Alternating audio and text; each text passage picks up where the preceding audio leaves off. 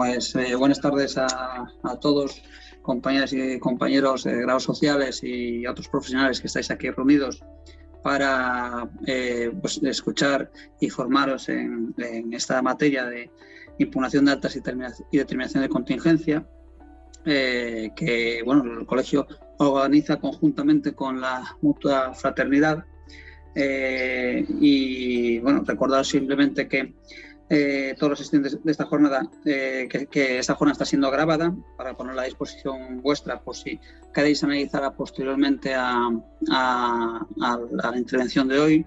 Y quiero dar las gracias a María Teresa Belver Blanco, que es la directora provincial de Asturias de la Fraternidad MUPRESPA, y a Cristina Yagüe González, letrada de la Mutua Fraternidad MUPRESPA, que es la ponente que nos va a explicar hoy cómo se funcionan y cómo se desarrollan la impugnación de alta y la determinación de contingencia. Comentaros también que al final de la jornada o de la ponencia daremos paso a un turno de preguntas que podéis realizarlas a través del chat. Y que sí, dado a que haya mucho interés a intervenir, si vemos que se nos dilata mucho en el tiempo, pues no hay ningún problema, porque no va a quedar ninguna pregunta sin contestar, ya que se facilitarán también por medio de correo electrónico. Por último, indicaros también que al final de la jornada se hará un breve cuestionario, ¿vale?, que es bastante importante para que lo contestéis, ¿vale? Y sin más, pues agradecer a Fraternidad MUPRESPA, con la cual el Colegio de Grados Sociales de Asturias tiene pues una colaboración en este tipo de formaciones, y agradecerle que se haya prestado Cristina Yagüe, que ya dio alguna conferencia más, jornada más, en otros colegios profesionales y en otros organismos, y que sé que es una buena letrada y sé que es una buena ponente, y por eso pues queremos y hemos pedido que estuviese aquí hoy con nosotros. Sin más, pues quiero ceder la palabra a María Teresa, directora de Fraternidad MUPRESPA. María Teresa, muchas gracias y te cedo la palabra, y encantado de hablar con vosotros.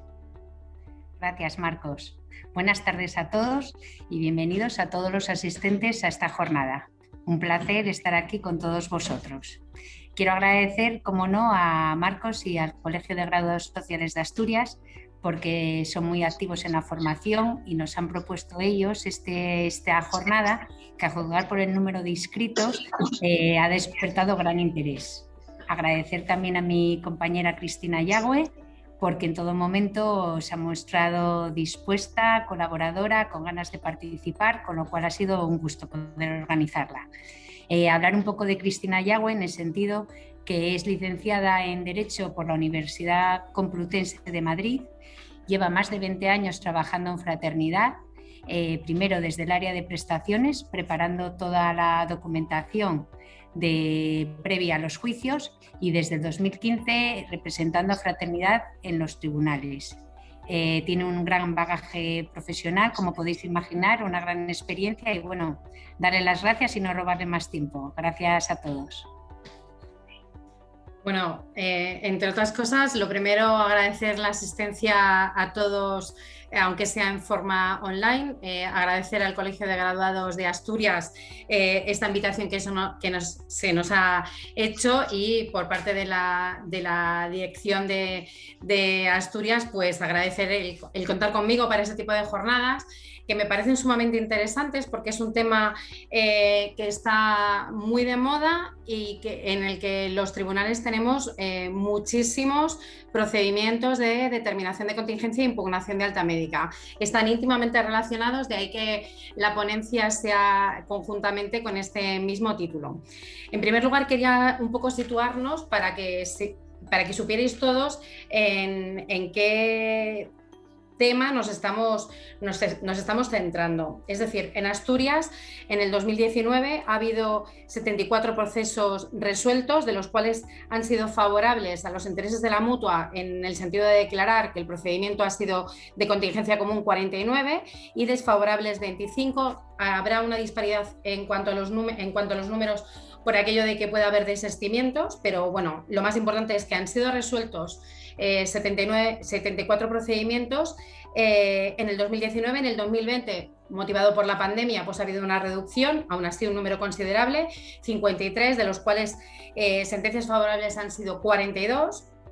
Y en el 2021 tenemos ahora mismo pleitos resueltos, 22 procedimientos, de los cuales 16 han sido favorables y 6 desfavorables. Hay que decir que de todos los motivos por los que iniciamos un procedimiento judicial, bien por una demanda propia o bien por una demanda ajena, hay que decir que los procesos de determinación de contingencia son el porcentaje mayor a lo que nos enfrentamos en los tribunales. Hay otros motivos muy diversos, también las impugnaciones de alta médica, pero bueno, hay una disparidad, hay una forma diferente de tratar los procedimientos de impugnación de alta médica de AT y los procedimientos de impugnación de alta médica de CEFE. Pero decir simplemente que los procesos de determinación de contingencia es la base fundamental de los procesos judiciales de toda la mutua. He dado unos datos de Asturias simplemente para que estuviéramos un poco al tanto de en qué procedimiento nos estamos moviendo. Y ya sin más dilación, pues comenzaría la ponencia. En un primer lugar, lo que quiero transmitiros es que bueno, esta webinar va a ser principalmente práctica. ¿Por qué? Porque bueno, la normativa, estoy segura que todos vosotros la conocéis con muchísima atención, y simplemente voy a fijar el marco normativo de alguna manera para que nos situemos en lo que estamos tratando y de lo que va a tratar todo lo que es esta webinar. ¿Vale? En un primer lugar, lo primero, para tener claro, para empezar a hablar de este tema, pues es el famoso 156 de la Ley General de la Seguridad Social, que no tiene mucha mayor explicación, simplemente quería ponerlo en una...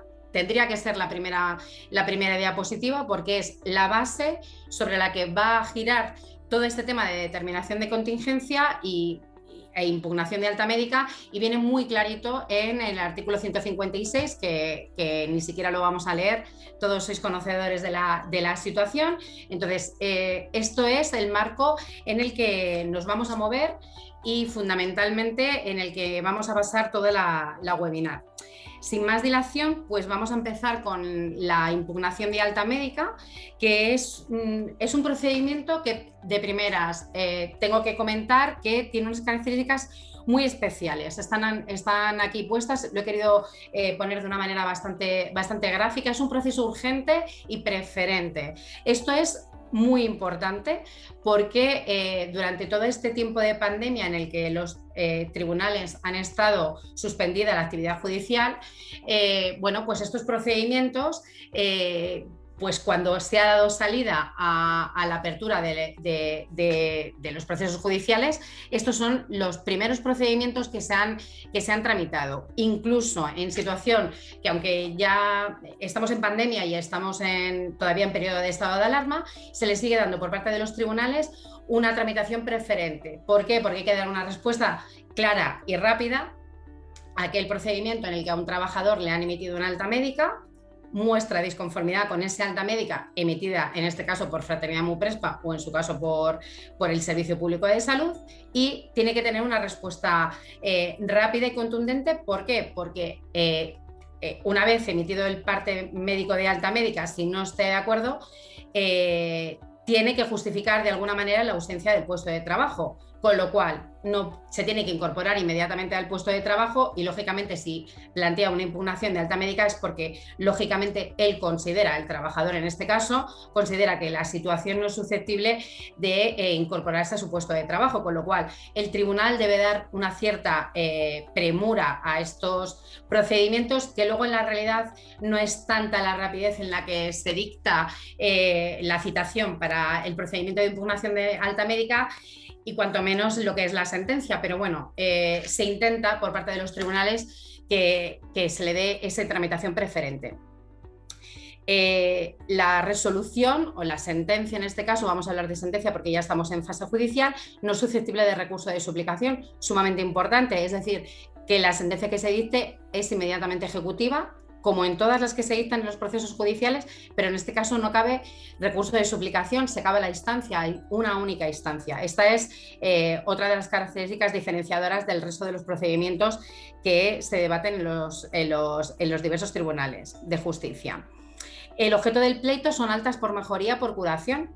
No, esto cuando a un trabajador se le da una alta médica, se le da una alta médica a la fecha del procedimiento. Posiblemente hasta que se celebre el procedimiento judicial en ciernes, puede que haya pasado un mes.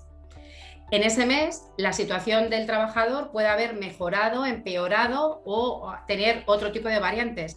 Pero lo que se va a debatir en este procedimiento es el alta en el momento clínico que tenía en el momento que salió del alta médica, no posteriormente. Posteriormente ha podido tener cualquier otro intercurrente que haga que el trabajador se encuentre en condiciones de no incorporarse a su puesto de trabajo. Pero sí, a la fecha del alta médica, se emitió el alta médica porque el trabajador era susceptible de incorporarse a su trabajo habitual. Otra de las características claramente definitorias del procedimiento de impugnación de alta médica es que no exigen reclamación previa. Esto sí que lo comparte con los procedimientos de determinación de contingencia. Es decir, que ninguno de los dos procedimientos, tanto el de impugnación de alta médica como en el de determinación de contingencia médica, no hay reclamación previa. Directamente se plantea la demanda frente a la resolución que el trabajador considera desfavorable. Y el plazo para interponer la demanda es de 20 días, totalmente diferente al resto de los procedimientos que estamos acostumbrados, que son 30 días. Es de 20 días y se computará, como dice aquí la diapositiva que he marcado, desde la adquisición de plenos efectos de la alta médica o desde la comunicación o notificación del alta definitiva acordada por la entidad gestora. Sumamente importante el tema de los plazos. Y luego otra característica completamente definitoria de este procedimiento es que los días del mes de agosto serán inhábiles en general, pero en el caso de la impugnación de alta médica se consideran hábiles. Es decir, que cuando en el mes de agosto los procedimientos están prácticamente suspendidos y bueno, no hay procedimiento alguno, los únicos que se celebran son los de impugnación de alta médica, porque el mes de agosto en este caso no es inhábil para este procedimiento, precisamente por el carácter urgente y preferente que tiene este procedimiento. El proceso de impugnación de alta médica tiene todas las características que pueden tener los juicios médicos en los que intervienen periciales, es decir, cualquier tipo de procedimiento de impugnación de incapacidad permanente, un procedimiento de determinación de contingencia. Y lo que os había comentado antes, que no se juzga la situación actual, sino la que tenía el beneficiario en el momento de la alta médica. Esto lo he querido volver a reiterar porque es sumamente importante, porque nos acostumbramos a ver en los juzgados procedimientos en los que, bueno, esa urgencia y esa preferencia no ha sido tan eficaz y la citación para el juicio o incluso la sentencia la tenemos 2 meses más tarde, lo que es la celebración del juicio, o 3 meses más tarde, y hay otros intercurrentes que han motivado que el trabajador se encuentre en una situación que no le permite incorporarse a su puesto de trabajo. Bueno, pues aquí lo que se juzga es importantísimo, es la situación clínica que tenía en el momento de la alta médica. Añadir a todo esto que, lógicamente, cuando nosotros emitimos el alta médica, se realizan una serie de pruebas para determinar que a la fecha de la alta médica, con las pruebas objetivas realizadas al efecto, que luego haré alguna precisión respecto a las pruebas médicas, pues el trabajador se encuentra en condiciones para realizar su trabajo habitual. Cuando comento esto es importante porque el trabajador puede que se le haya emitido el alta médica y el trabajador todavía siga estando sometido a un tratamiento farmacológico que puede ser habitual o incluso rehabilitador. El que tome una serie de medicación, que se le paute una medicación para la dolencia que presentaba o que se le pauten, en su caso, sesiones de rehabilitación, no quiere decir que el trabajador no sea susceptible de que se le emita la alta médica. ¿Por qué? Porque la situación de la alta médica es perfectamente compatible con el tratamiento farmacológico o, en su caso, rehabilitador. En este punto del tema que estamos tratando, quería leeros la normativa establecida al efecto y que aparece recogida en multitud de sentencias, en el que lo que vienen a decir los tribunales y que está regulado por ley es: para ello es necesario que concurran todos los requisitos de la incapacidad temporal que se desprenden de lo establecido en la Ley General de la Seguridad Social, es decir, que tiene que haber una alteración de la salud por enfermedad o accidente constatada de forma mínimamente objetiva. Importantísimo. Segundo requisito, la necesidad de asistencia sanitaria, entendida como tratamiento médico en su sentido más amplio, prestada por el Servicio Público de Salud o por entidades privadas concertadas o autorizadas al respecto. El tercer requisito es la incapacidad para prestar trabajo, sea derivado de las limitaciones causadas por la propia patología, sea por las exigencias del tratamiento médico pautado, imposibilidad o incompatibilidad con la prestación de servicios que ha de ser relevante. Y cuarto requisito, el carácter temporal, provisional o transitorio, previsiblemente no definitivo, de la situación que altera la salud y que impide o limita la prestación de servicios. Estos son los requisitos para que un trabajador tenga que estar en situación de baja médica.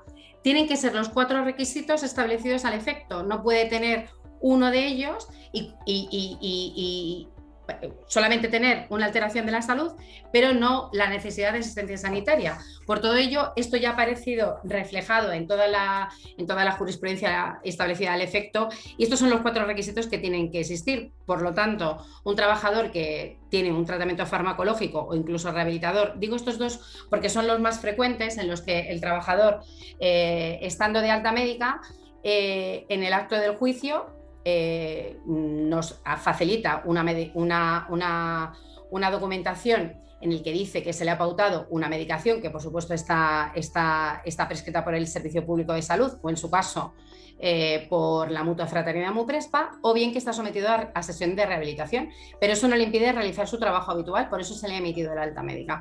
Esto es sumamente importante y que nosotros, en los diversos juicios que tenemos bastantes de impugnación de alta médica, es algo que tenemos que hacer constar, porque lo que se trata es de que el trabajador, a la fecha de la alta médica, se pueda incorporar a realizar su trabajo habitual con absoluta normalidad.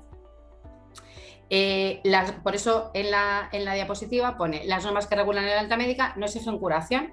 Efectivamente, la curación no es el requisito para que se le emita una alta médica, sino simplemente que sea suficiente para que pueda desarrollar su trabajo habitual con normalidad. La entidad demandada que ha dado de la alta médica, lo que suele apoyarse es en los propios dictámenes que se incorporan en el expediente administrativo. Para emitir una alta médica, lo que tenemos que hacer es realizar las pruebas correspondientes que determinen que el trabajador se encuentra en condiciones para realizar su trabajo. Normalmente se hace un seguimiento durante todo el procedimiento en el que está de baja médica con nosotros, un proceso de accidente de trabajo. Durante todo el seguimiento se le han realizado multitud de pruebas médicas, pero finalmente las pruebas últimas que se le han realizado determinan que el trabajador es apto para trabajar. Se emite ese alta médica, se le facilita al trabajador ese informe médico con las pruebas realizadas al efecto, porque son pruebas que se le han realizado al trabajador y que simplemente con la solicitud de su petición se le facilitan al mismo, y con este procedimiento, con ese alta médica que hemos emitido, el trabajador debería incorporarse a su puesto de trabajo. Unido a todo esto, porque va unido exactamente con el procedimiento de determinación de contingencia, hay en los diversos sentencias que se han emitido al efecto, ya aparece esta situación de que el trabajador se le ha emitido un parte de alta médica, no la ha impugnado, ha dejado firme esa resolución emitida por parte de la mutua, y lo que hace es no iniciar el procedimiento de impugnación de alta médica, sino el de determinación de contingencia. ¿Por qué? Porque el procedimiento de determinación de contingencia es un procedimiento, en principio, el trabajador lo que va a hacer es, una vez emitida el alta médica por parte de la mutua, el trabajador no se encuentra en condiciones para realizar su trabajo y lo que hace es causar baja médica por contingencia común. ¿Por qué es más fácil este procedimiento, esta actitud que muestra el trabajador? Pues ¿por qué? Porque el procedimiento de impugnación de alta médica es un procedimiento que ya no es novedoso, ya lleva bastante tiempo instaurado, pero tiene una serie de requisitos y de una serie de plazos muy concretos. En el caso de que el trabajador inicie un proceso de baja médica por contingencia común, pues al trabajador le es más sencillo. Pues ¿por qué? Porque el trabajador acude a su médico de cabecera, que su médico de cabecera es aquel médico que le ha tratado durante un largo tiempo, durante toda su vida laboral, posiblemente no haya cambiado de médico en el servicio público de salud y conoce perfectamente, bueno, pues lo que le ha transmitido el trabajador, en qué trabaja, qué lesión es la que tiene y que es unida una cosa con la otra, le impide realizar su trabajo habitual. Se emite el parte médico de baja de contingencia común y a partir de ahí el trabajador inicia el procedimiento de determinación de contingencia. Es mucho más fácil que iniciar el procedimiento de impugnación de alta médica. Frente a esto, tenía que hacer una salvedad, que creo que ahora en este momento lo voy a hacer. Es decir, los trabajadores cuando inician un procedimiento de determinación de contingencia para determinar que la patología que presenta es una patología traumática y derivada de accidente de trabajo y no de contingencia común, se daba el caso de que algún trabajador causaba baja médica en el mes de marzo del año 2020 e inicia la determinación de contingencia en enero del 2021. Ha pasado muchísimo tiempo desde que ha causado baja médica hasta que ha iniciado la determinación de contingencia. Esto es una cuestión sumamente frecuente en los tribunales, que hasta este momento no había ningún plazo establecido para que el trabajador pudiera instar la determinación de contingencia. Pues bien, ha habido una sentencia reciente que os voy a dar los datos, pero luego si alguien no ha tomado nota de los datos se lo puedo facilitar.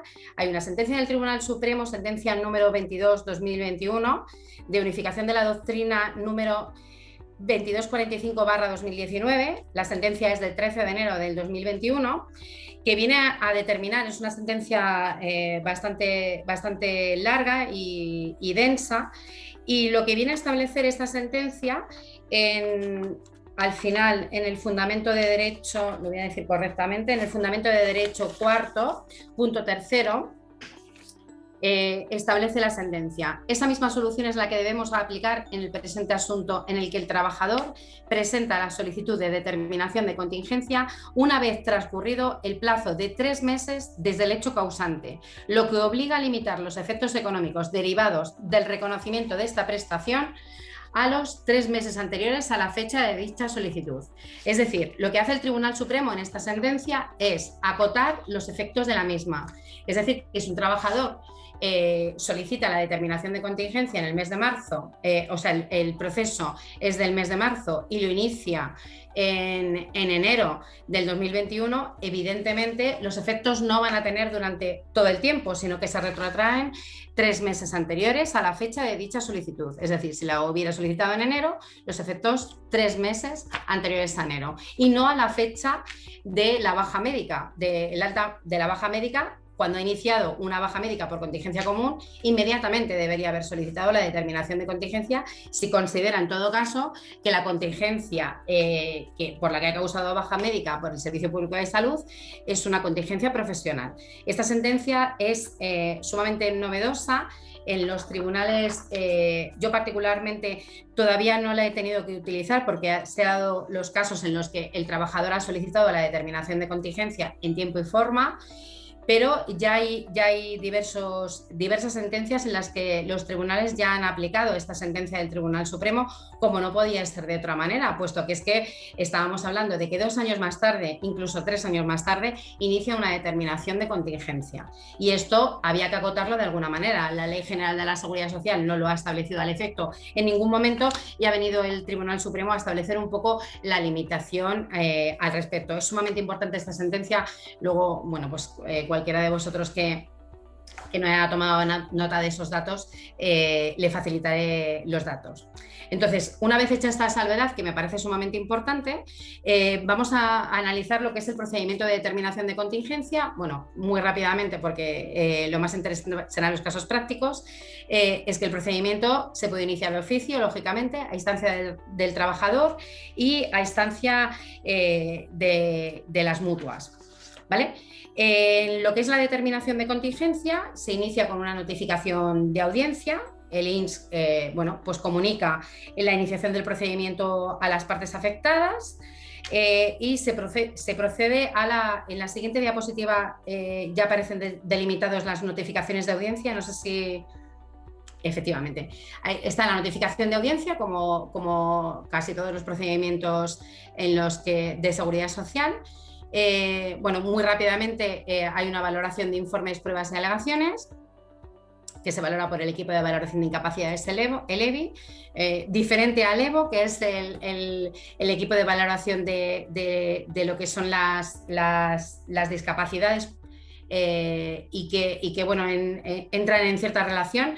Aquí es el equipo de valoración de incapacidades el que valora esta situación y con los plazos correspondientes, que bueno, el tema de los plazos para dictar hay una cierta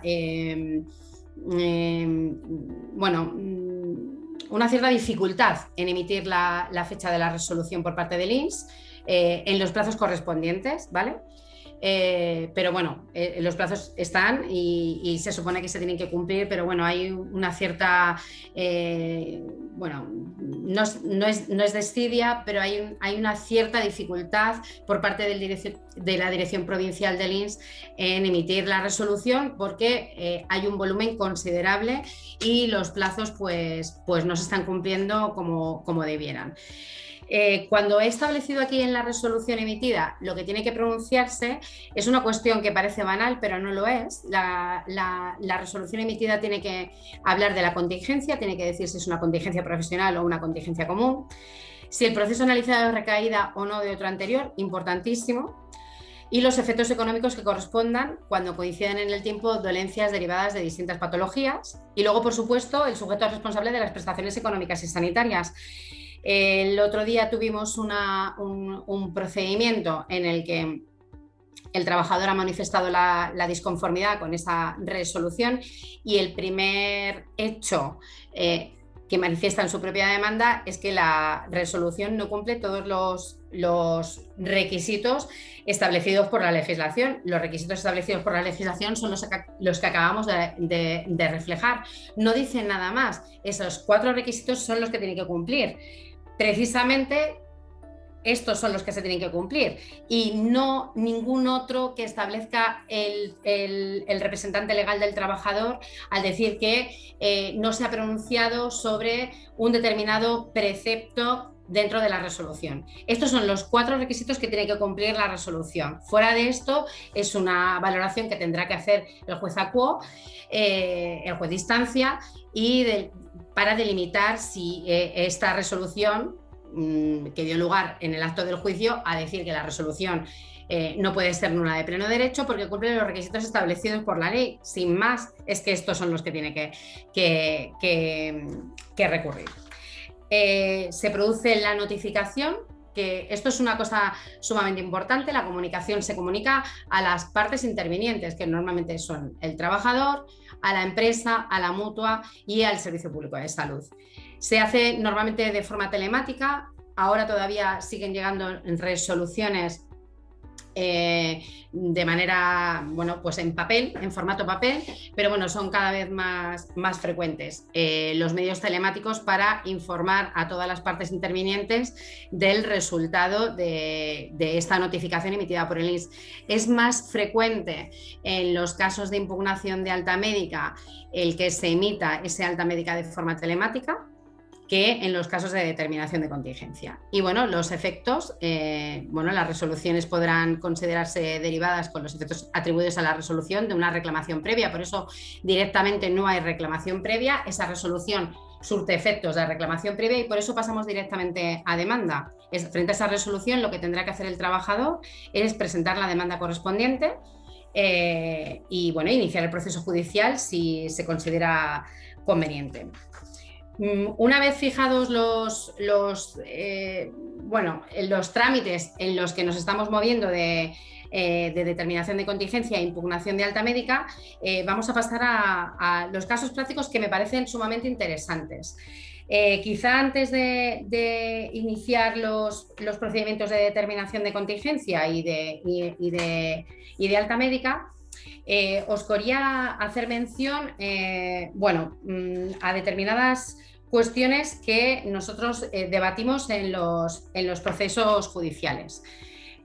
Una de las cuestiones que estamos planteando y que han planteado las mutuas antes que lo hiciera el INS es un documento que no sé si tendréis noticia de su existencia, que tiene por nombre Guía de Valoración del INS. Esta guía de valoración del INS, que yo os invito a que accedáis a ella, es una guía establecida precisamente por el INS, aunque ellos no eran los que en principio aportaban esto a los actos de celebración del juicio. Entonces, aparecen recogidas todas las actividades, profesiones que se pueden dar en el mundo laboral y aparecen una serie de requerimientos, son bastante concretos y son requerimientos referidos a la carga física, a una carga biomecánica, tanto lo voy a hacer un poco rápido, de columna cervical, columna dorsolumbar, hombro, codo, mano, cadera, rodilla, tobillo, manejo de cargas, trabajo de precesión, sedestación, bipedestación, estática y dinámica y marcha por terreno irregular. Bueno, pues estos requerimientos van del 1 al 4, siendo el 1 el que menos requerimientos precisa y 4 el que mayor requerimiento precisa. Esta guía de valoración del INS, cuando nosotros nos enfrentamos a un trabajo en concreto, yo me había cogido uno para ponernos de ejemplo, personal directivo de la administración pública, para ser uno general, pues lógicamente tiene un requerimiento 1 en casi todos, menos en sedestación. Es decir, el personal directivo de la administración pública, los requerimientos de columna cervical, columna dorsolumbar, hombro, codo, mano, cadera y rodilla, pues lógicamente tiene un requerimiento 1.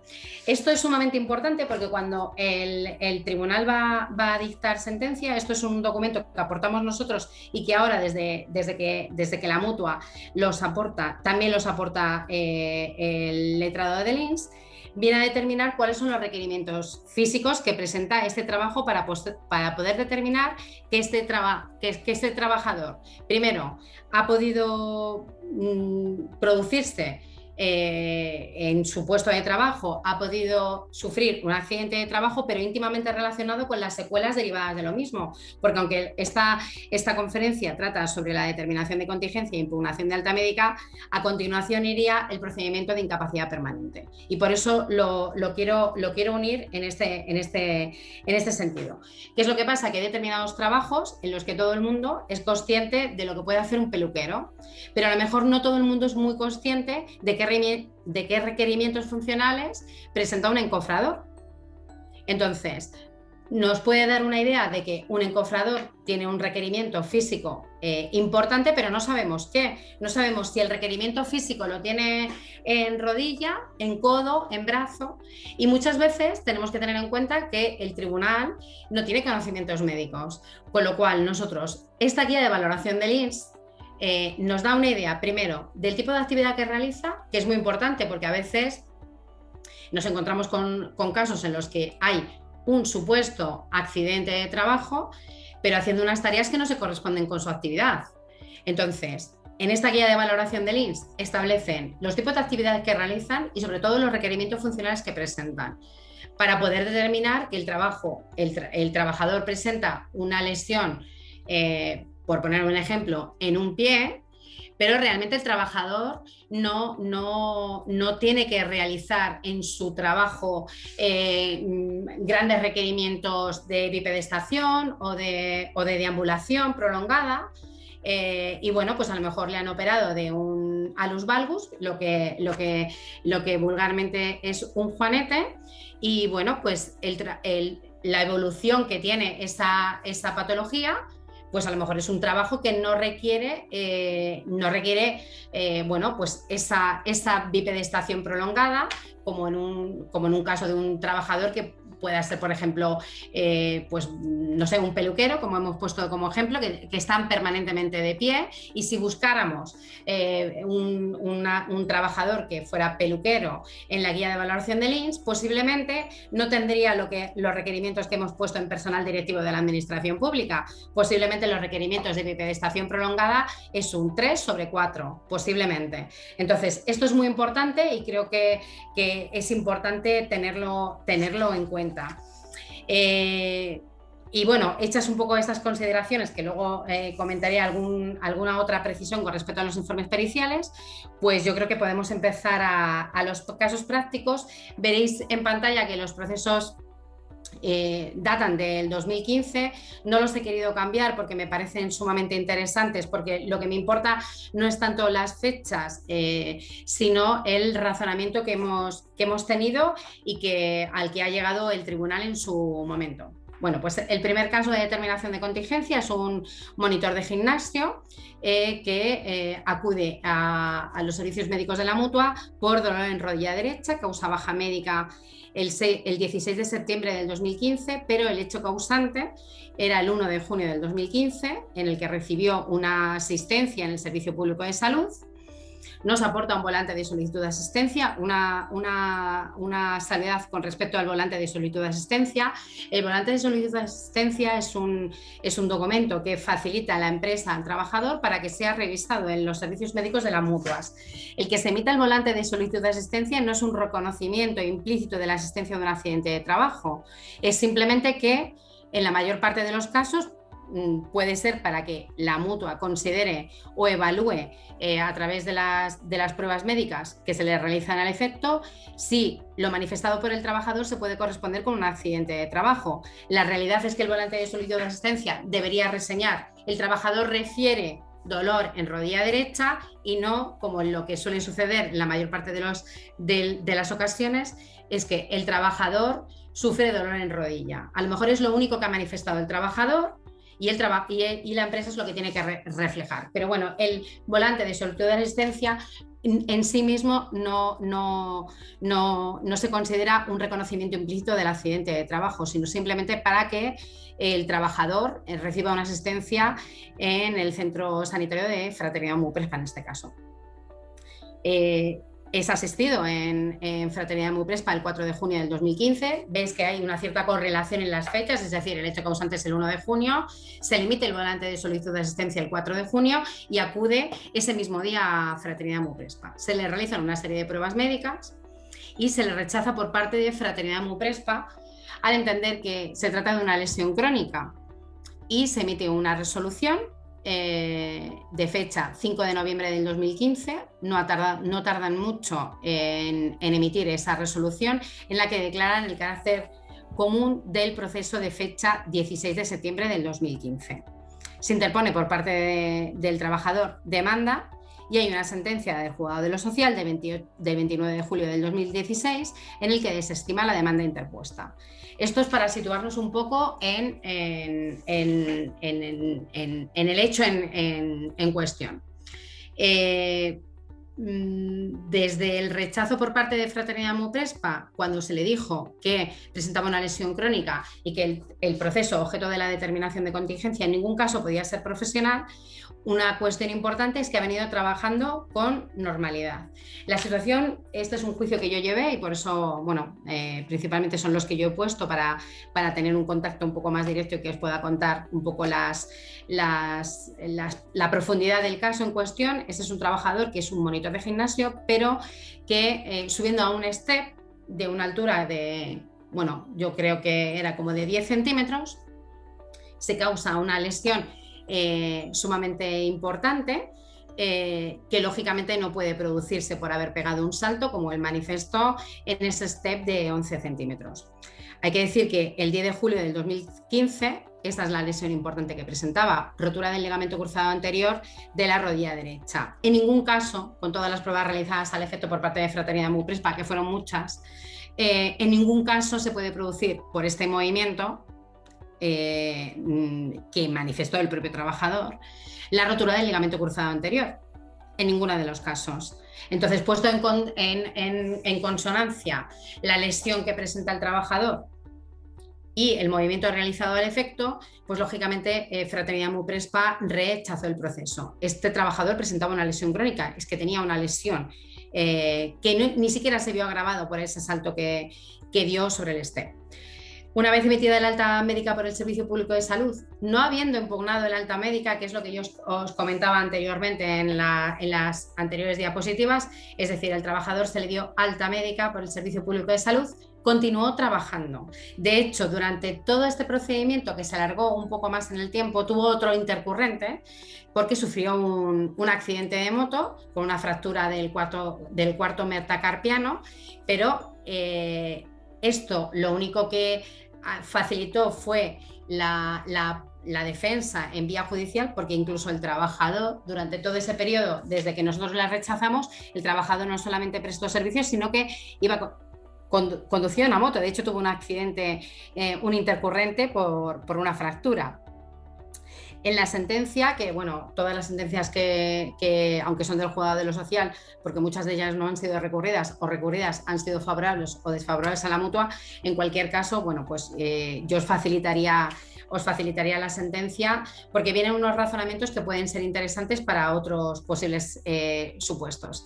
En la sentencia lo que se reseña es que ha quedado acreditado que el trabajador acudió a urgencias, no presentaba lesiones traumáticas de las que pudiera deducirse que derivaba la baja producida 3 meses después, sin constar edema y hematoma. Esto lo refleja la propia sentencia, es decir, que no había ningún elemento que determinara que esto pudiera ser declarado derivado de accidente de trabajo. El trabajador presentaba una lesión crónica que ya la venía padeciendo con anterioridad. Es verdad que la empresa en la que estaba asegurada el trabajador tenía las contingencias comunes con nosotros, con lo cual cualquier proceso que haya tenido de contingencia común, nosotros tenemos acceso a los informes médicos, porque lógicamente nosotros en contingencia común realizamos el seguimiento y control de esa baja por contingencia común. Había informes médicos que incluso facilitó el propio trabajador, en el que determinaban que presentaba ya una lesión y que no por el movimiento realizado de bajar ese step, que no era demasiado altura, de 11 centímetros, pues se le había producido una rotura del ligamento cruzado anterior, con lo cual esa sentencia ni siquiera fue recurrida en suplicación, quedó firme y, bueno, y el trabajador ha seguido prestando servicios con absoluta normalidad y no ha requerido asistencia médica posterior a esta situación. Lo importante de todo este caso, desde luego, es que no impugnó el alta médica cuando se le dio, sino que simplemente causó una nueva baja médica por contingencia común y él solicitó la determinación de contingencia.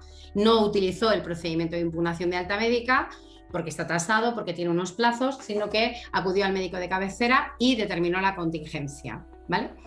Esto, bueno, son procedimientos anteriores, de todas maneras lo hizo en tiempo y forma, no sería de aplicación en estos supuestos.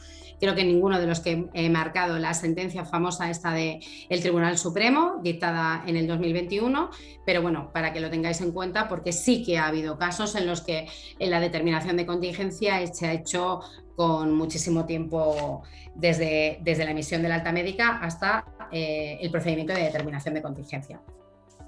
Pasaríamos a un segundo proceso que es el segundo caso. Como veis, seguimos hablando en este caso del 115, ya no sería el 115, sería el 156, que no es ciertamente relevante, ni siquiera lo he modificado para que vieran las fechas correctas.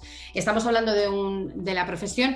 Como veis, en los ítems que he marcado, que son interesantes para tener en cuenta en esta conferencia, doy especial interés a la profesión por aquello de los requerimientos funcionales que establece la guía de valoración del INS. Un instalador industrial, bueno, pues posiblemente, digo posiblemente porque no lo tengo aquí delante, pero con toda seguridad la patología que presenta, dolor lumbar de un instalador industrial, tiene un requerimiento 3/4 posiblemente, porque son trabajos de evidentes requerimientos funcionales, ¿vale? El hecho causante, muy importante, el 1 de octubre del 2015, y en el volante de solicitud de asistencia emitido el 3 de septiembre del 2015, lo que dice es mal gesto al cargar un peso. Esto entraría dentro de las actividades de un instalador industrial, y bueno, pues se le prestó asistencia en mutua el 30 de septiembre del 2015. Veis que correlativamente está perfectamente articulado. El trabajador presentaba antecedentes previos de dolor lumbar. Esto también es una importante circunstancia que nosotros ponemos en el proceso de debate para llevar a cabo un juicio, porque, bueno, en este mismo momento, mal gesto al cargar un peso, bueno, pues no tiene por qué ser un traumatismo propiamente dicho, y que el trabajador ya tenía estos antecedentes que están corroborados con las pruebas médicas realizadas al efecto en procesos anteriores. Aquí viene lo importante en este procedimiento, es que días antes del hecho causante, evidentemente, acudió a otro centro asistencial refiriendo dolor lumbar. No había habido existencia de antecedente traumático, se le habían realizado unas pruebas médicas y se le rechazó por parte de Fraternidad Muprespa. Precisamente, ¿por qué? Porque con anterioridad al posible hecho causante había acudido a algún otro centro asistencial solicitando asistencia. Es frecuente que en algunas ocasiones lo que haya es que nos aporta el propio trabajador un informe médico en el que aparece, por ejemplo, una resonancia magnética que se le ha hecho 2 días antes del hecho causante, que lo pongo en tela de juicio en este momento, porque las fechas son sumamente importantes. Es decir, si un trabajador nos refiere que se ha hecho daño en el puesto de trabajo, ¿vale?, y presenta antecedentes de dolor lumbar, pues es bastante significativo que un trabajador antes del hecho causante haya tenido una resonancia magnética, que normalmente suelen estar programadas. Pues ¿por qué? Porque vienen padeciendo ese procedimiento, ese proceso de dolor lumbar que puede que se haya agravado en el puesto de trabajo, que luego ya se determinará en sentencia, pero es significativo que previo a esa fecha del hecho causante el trabajador ya nos ha aportado él directamente una resonancia magnética del Servicio Público de Salud. Con lo cual, esos antecedentes previos los presentaba, están acreditados con esa resonancia magnética. Bueno, pues en este caso Fraternidad Muprespa lo que hizo es rechazar el proceso objeto de la determinación de contingencia como profesional. Se emitió una resolución en el que declaró el carácter profesional del proceso y, a diferencia del caso anterior, pues lo que hace Fraternidad Muprespa es que, frente a esa resolución que ya hemos comentado, que hace las veces de reclamación previa, interpone la demanda correspondiente. Y se dicta sentencia desestimando la demanda interpuesta por Fraternidad Muprespa. En este caso, vamos a decir las consideraciones que presentó la mutua, que quizá en alguno de ellos ya me he adelantado, porque bueno, son casos que conozco con bastante contundencia, más que nada porque yo celebré este tipo de procedimiento. Es decir, las consideraciones de la mutua que aparecen reflejadas en la sentencia es que presenta múltiples episodios previos de dolor lumbar en tratamiento, lo que habíamos comentado de antecedentes previos. No había existido traumatismo alguno, lo que manifestó el trabajador en el volante de solicitud de asistencia fue un mal gesto, no un traumatismo. Y la resonancia magnética bueno, es que mira, no había leído, no había leído que este era el proceso en el que había habido una resonancia magnética. Pero bueno, como esto es bastante habitual, normalmente hay una resonancia magnética para el tema de los dolores lumbares, pero esto sí que suele ser frecuente. O sea que bueno, no había comentado algo que no fuera cierto, precisamente se le hizo una resonancia magnética. Que lo que evidencia la resonancia magnética es una artropatía posterior L4-L5 con osteofitos marginales. Esto claramente es una patología degenerativa, crónica y que no guarda relación con un traumatismo alguno. De aquella manera, por eso Fraternidad Muprespa interpuso la correspondiente demanda. Sufre un accidente de tráfico el 13 de diciembre del 2015, intercurrente en el tiempo como en el otro que acabamos de ver, con un latigazo cervical no guardando relación con la patología tratada. Y aquí hago una salvedad en la doctrina del Tribunal Supremo que para desestimar la demanda interpuesta por Fraternidad Muprespa, y leo textualmente, la doctrina del Tribunal Supremo dice que ha de calificarse como accidente de trabajo aquel en que de alguna manera concurra una conexión con la ejecución del trabajo, bastando con que el hecho causante se dé sin necesidad de precisar su significación, debiendo otorgarse dicha calificación cuando no aparezca acreditada ruptura de la relación de causalidad entre actividad profesional y padecimiento. Este fue el razonamiento que estableció la sentencia, porque en la siguiente diapositiva, aquí están las consideraciones de la mutua, lo que se dijo de la doctrina del Tribunal Supremo, y las consideraciones de la sentencia que aparecen en la siguiente diapositiva es que con fecha 30 de septiembre del 2015 el trabajador sufre un incidente al realizar un mal gesto. Esto es lo que establece la sentencia. El trabajador presenta antecedentes patológicos, lo que habíamos dicho, previos de lumbalgia por contingencia común. Sí que establece la propia sentencia y reconoce que existen antecedentes previos de dolor lumbar y que los tiene, pero considera que el hecho ha ocurrido en tiempo y lugar de trabajo. Pese a tener una patología degenerativa, nos dan la razón, porque sí que tienen en cuenta que existe una patología degenerativa, ha ocurrido en tiempo y lugar, y pese a tener esa patología degenerativa, la misma se agravó a raíz del accidente de trabajo. Y aquí viene también la parte importante que os había adelantado con respecto a la profesión, en este caso de instalador industrial, es que la propia sentencia establece que la profesión del trabajador implica manipulación de cargas con una carga biomecánica de intensidad media-alta. Este es el razonamiento de la sentencia, importantísimo, porque lo que entendió el juez de instancia fue, primero, que tuvo en cuenta que pese a tener una patología degenerativa y que además había estado acreditada con numerosos partes médicos, ocurrió en tiempo y lugar de trabajo, y que además aquí es lo importante de esta sentencia, es que el tipo de trabajo que realiza por su profesión el citado trabajador implica una manipulación de cargas.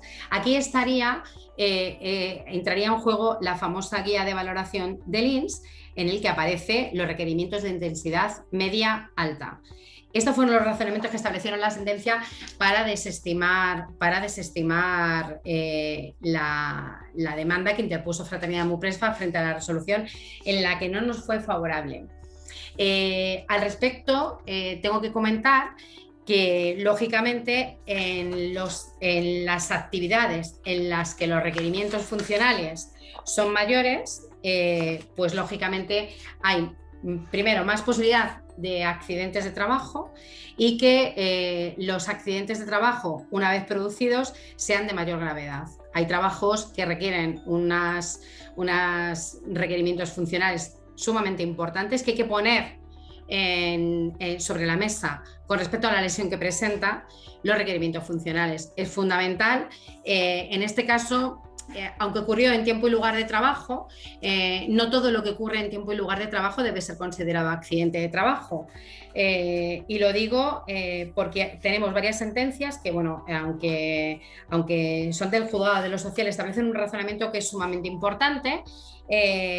Tenemos varias sentencias de patologías que bueno, podrían entenderse que ocurridas en tiempo y lugar de trabajo deben ser consideradas como tal, pero en numerosas ocasiones dictadas por los juzgados de lo social establecen un razonamiento que, bueno, yo os las puedo pasar sin ningún problema, En uno de ellos lo que ocurrió al trabajador era un síncope, un desvanecimiento, ¿vale? Y lo que viene a decir la sentencia es que, aunque se produjo en tiempo y lugar de trabajo, es decir, cuando se trasladaba al actor al avión, bueno, esto es un agente, es una especie de azafato, no tuvo incidencia en su aparición, su actividad laboral, ni el desarrollo de la misma agravó su patología previa. Estamos ante una enfermedad común que de forma casual apareció en tiempo de trabajo, pero sin que exista conexión entre la misma y su actividad profesional. Es decir, que aunque el síncope ocurrió en tiempo y lugar, esto no puede ser considerado accidente de trabajo. Y en el mismo sentido, pero en otra sentencia, que bueno, esta sí que me parece sumamente interesante, que es del Juzgado Social número 41 de Madrid, que bueno, el razonamiento me parece interesante y que luego ha sido tenido en cuenta, no en esta sentencia porque no se recurrió, pero en otras sentencias de los TSJ correspondientes, han establecido este mismo razonamiento del Juzgado de lo Social. Y en este caso, que es completamente diferente, pero también es un síncope, dice, en el caso enjuiciado es evidente que por las características referidas de la enfermedad y de su etiología no puede implicarse en la acción de trabajo ni de forma particular con un hecho concreto del trabajo que no sea vinculado en ningún caso con la enfermedad por parte del demandante. El síncope podría haber acontecido en cualquier momento, no tiene causa en la actividad laboral y no puede relacionarse con ningún hecho concreto del trabajo. Por ello queda excluida la presunción referida y con ello debe desestimarse la pretensión actora. Con esto lo que vengo a decir es que hay que tener en cuenta una serie de premisas que se tienen en cuenta en estas diapositivas que yo he marcado: profesión, hecho causante, volante de solicitud de asistencia, requerimientos funcionales de la profesión del trabajador y los antecedentes que presenta el trabajador.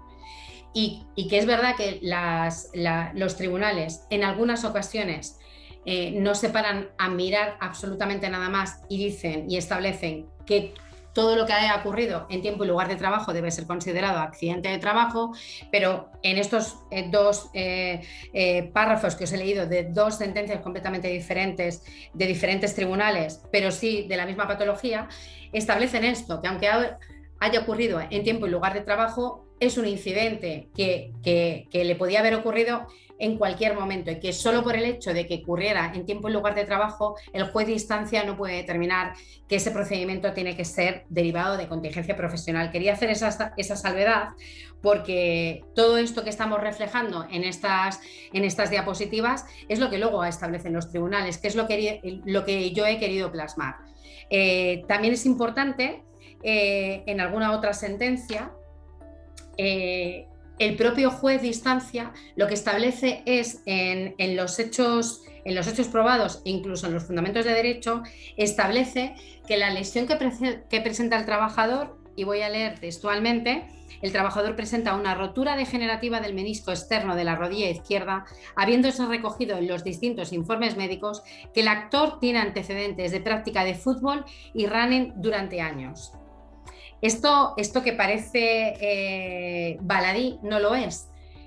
Aparecen reflejados ya en nuestros propios historiales clínicos las actividades que desarrolla el trabajador, porque hay determinados trabajadores que presentan una lesión, pero no se ha producido en el puesto de trabajo, sino en la actividad de ocio que tiene cierta intensidad. En este procedimiento de otra sentencia dictada en este caso por el Juzgado Social número 18 de Barcelona, lo que establece, para dar la razón o no a la mutua, es el hecho de los antecedentes de prácticas deportivas que requieren cierto mecanismo o ciertas actividades que pueden interferir en la lesión de rodilla que presentó el trabajador. Con lo cual, todos esos antecedentes, Fraternidad Muprespa, y me consta que el resto de las mutuas colaboradoras de la Seguridad Social, cuando hacen los historiales clínicos, también hacen mención de las actividades que realiza en sus actividades de ocio el trabajador, porque los jueces de instancia e incluso el Tribunal Superior de Justicia también lo reflejan al efecto. Y bueno, pasaríamos al tercer caso, pero no quería dejar de comentar esos casos que me parecen sumamente interesantes. Bueno, este es el último caso que vamos a ver de determinación de contingencia. Bueno, pues los mismos ítems que habíamos puesto en los procesos anteriores, es decir, profesión, cartera, reparto a pie. La patología es una cervicalgia. El motivo de la demanda es un proceso de fecha 11 de noviembre del 2015 que finalizó en junio del 2016, para que este procedimiento fuera determinado como contingencia profesional, en este caso accidente de trabajo. Como veis, es un accidente de trabajo del 26 de octubre del 2015 al 5 de noviembre del 2015 y luego tiene un nuevo proceso que es el que vamos a debatir. Bueno, aparece reflejado aquí, se le dio el alta médica en fecha 5 de noviembre del 2015 y el trabajador entendía que no se encontraba en condiciones para realizar su trabajo habitual de cartera reparto a pie y causa nueva baja médica el 12 de noviembre del 2015, en el que permanece hasta el mes de marzo del 2016. Existe muy poco tiempo entre la emisión del alta médica del 5 de noviembre del 2015 al 12 de noviembre del 2015. El mismo diagnóstico, bueno, dolor cervical y cuello en la baja del 26 de octubre y el diagnóstico del Servicio Público de Salud, cervicalgia. Se emite una resolución de 17 de mayo del 2016 en el que declara que el proceso de 12 de noviembre deriva de enfermedad común, presenta demanda, en este caso el trabajador, y se dicta una sentencia en enero del 2017 en el que desestima la demanda. El caso que yo he puesto aquí en esta diapositiva, el motivo es que se tratan de dos procesos que están muy próximos en el tiempo, es decir, que cuando le damos el alta médica en noviembre del 2015, 7 días más tarde causa baja médica por el Servicio Público de Salud. Hay que tener en cuenta que el alta del primer proceso fue consentida y, como he reflejado aquí, no se impugnó el alta médica, como en todos los procedimientos anteriores, y lo que hace el trabajador al encontrarse en condiciones de no poder realizar su trabajo de cartera, pues coge una baja médica en el Servicio Público de Salud, que se le emite porque ella refiere dolores que justifican el que se emita por parte del Servicio Público de Salud una baja médica. Aquí reseño que en el momento actual lo determinante para confirmar la resolución requerida, que mantiene la existencia de dos bajas independientes y con distinta causa, la primera por AT y la segunda por contingencia común.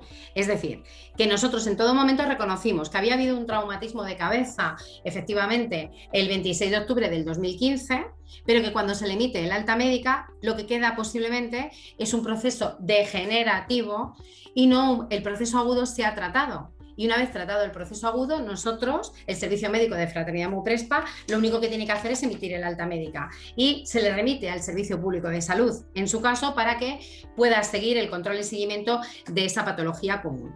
En estas circunstancias, ¿qué es lo que nosotros debatimos en el acto del juicio? En primer lugar, que nosotros desde luego reconocemos el accidente de trabajo inicial, lo ha tenido, no hay ningún problema. Aquí no he apuntado que haya el volante de solicitud de asistencia, por supuesto lo hay, se reconoce el proceso como accidente de trabajo, se le realizan las pruebas correspondientes, pero una vez tratado el proceso de agudo, se le emite la baja por el Servicio Público de Salud, o que en este caso ocurrió 7 días más tarde. Durante ese periodo de tiempo, el trabajador ha seguido prestando servicios, no impugnó el alta médica, es decir, se incorporó a trabajar. Ha estado cobrando salarios, que es totalmente incompatible con la prestación, con la prestación de IT.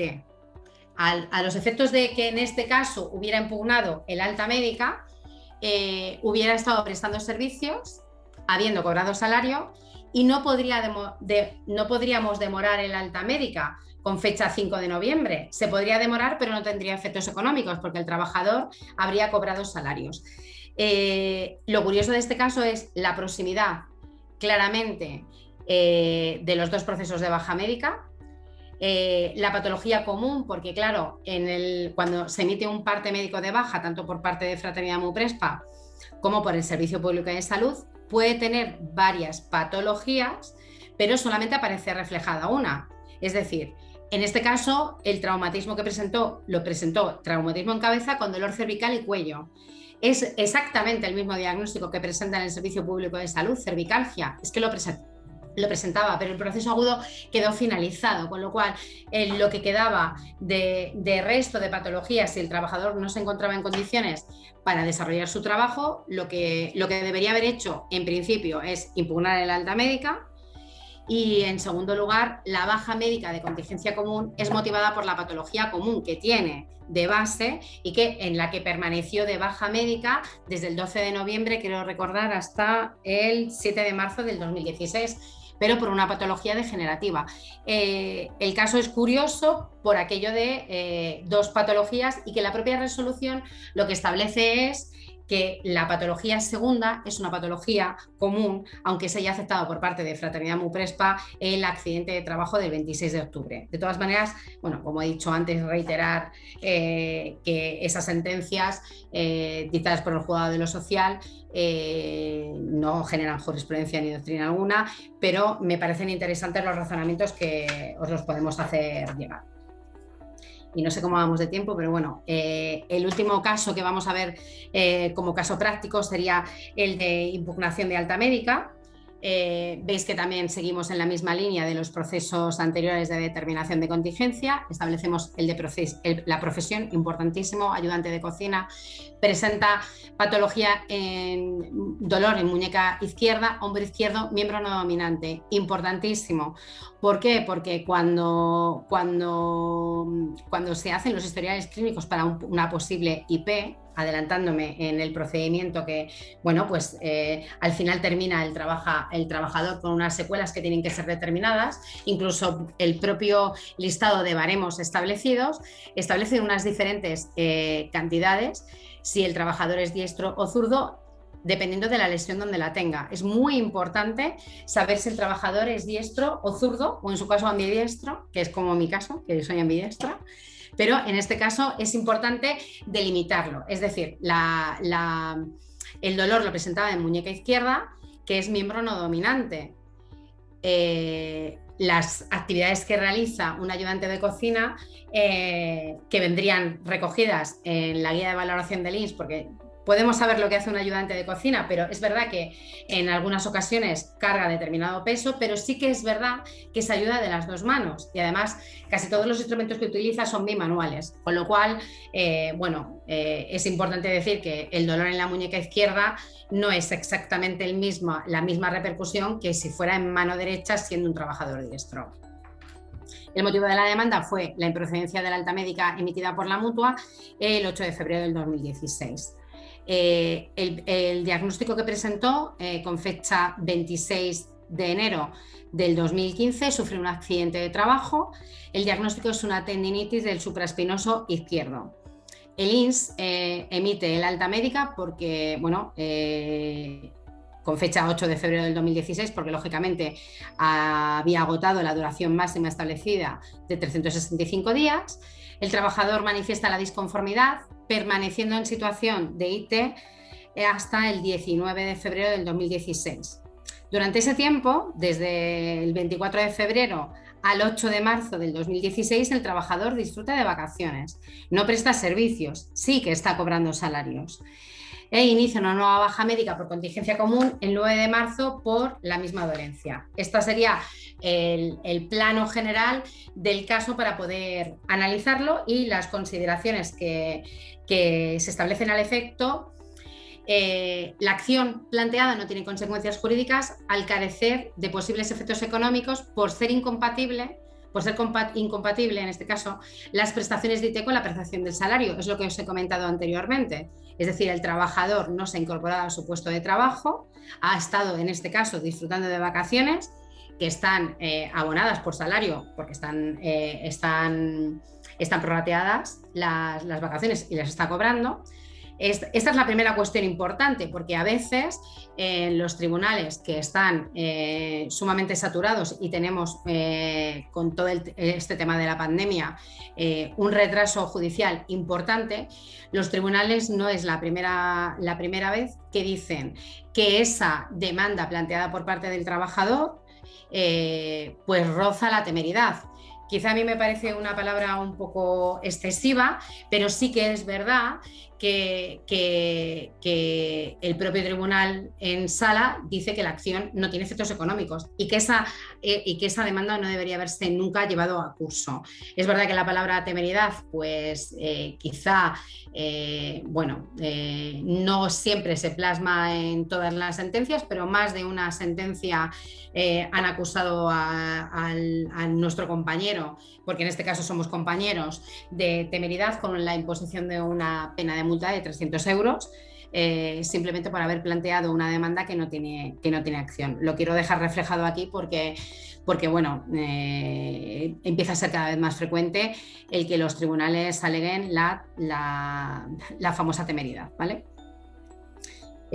Todo ello porque desde la alta médica hasta la nueva baja médica, pues lógicamente percibió salario. No hay repercusión real y verdadera en la esfera de derechos del trabajador, eso no le va a afectar al trabajador, y lo que dice la sentencia es que en el fondo del asunto el trabajador no tiene razón y la demanda no prosperaría. Eso lo dice la propia sentencia. Y dice que la situación al momento de la alta médica y al diagnóstico establecido estaba suficientemente consolidada y estabilizada. Es decir, que cuando nosotros le hemos dado el alta médica, está motivada por una serie de pruebas médicas que determinan que el trabajador se encontraba en condiciones para realizar su trabajo y que en caso de que siga habiendo dolor, ha de ser necesariamente otra la razón.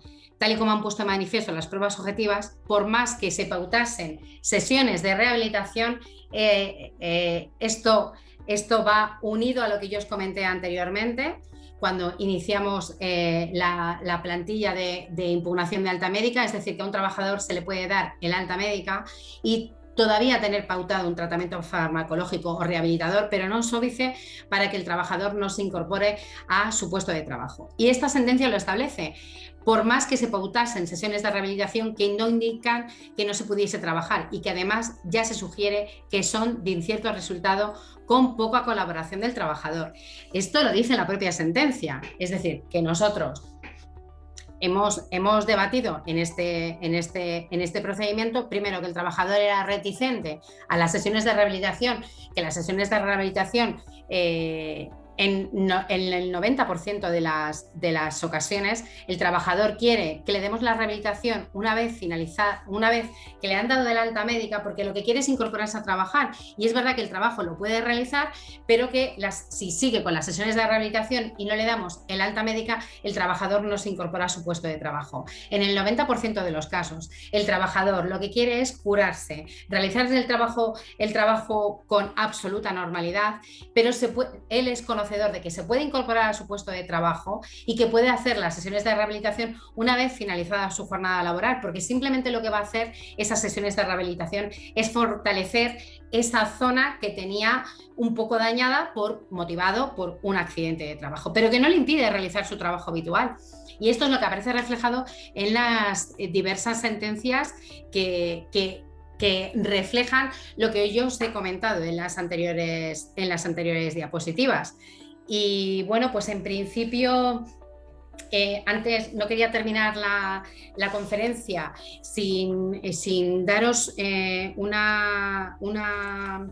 unas apreciaciones de un estudio que se hizo aquí en el año 2015, pero sumamente interesante, sin reflejar el año, pero sí las conclusiones a las que se sacaron.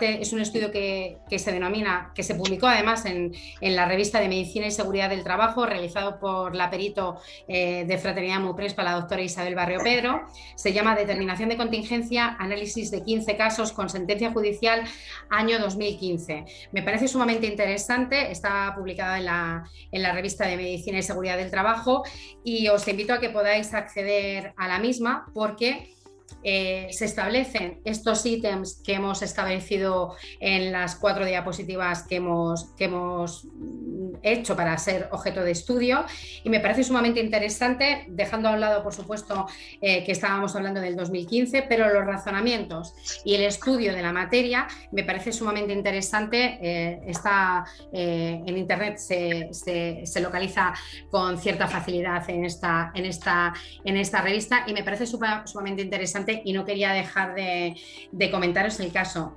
Seguramente habrá alguna cuestión que no haya planteado por aquello del tiempo, pero bueno, cualquier cuestión que que se me pueda plantear, pues bueno, yo estaré encantada de contestaros. Agradeceros de nuevo vuestra presencia, aunque sea en versión online.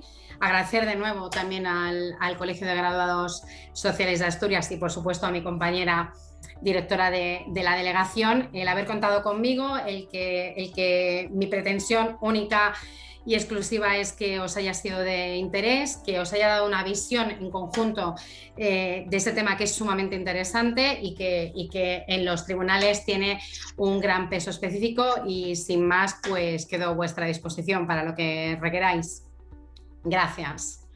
Gracias a ti, Cristina.